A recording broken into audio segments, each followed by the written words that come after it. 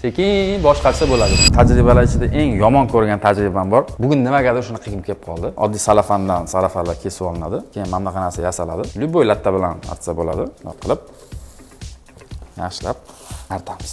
Plastik turbani ham yaxshilab ishqalaymiz. Ana. Sekin boshqarsa bo'ladi buni. Bundoq og'irlik kuchidan kulon kuchi katta bo'lgani uchun bu zaryadlar bir-birini itarib yiqilishiga bermaydi. Uyimizda ishlatadigan oddiy batareyalarimizni yangi yoki eskiligini qanday qilib aniqlaymiz? Batareyamiz yangi ekanligida uning ichida kimyoviy suyuqlik bo'ladi. Xuddi mana shu baklashkadagi suyuqlik kabi. Uni yangiligida agar tashlaydigan bo'lsak, u sakramay qolishi kerak. Ishlatilgandan keyin uning ichi bo'shab qoladi va uni tashlaganimizda amortizatsiyaga uchrab, sakrab ketishi holatini ko'rishimiz mumkin. Bizda yangi, ozgina ishlatilgan va juda ham eski bo'lgan batareyalar bor. Wow.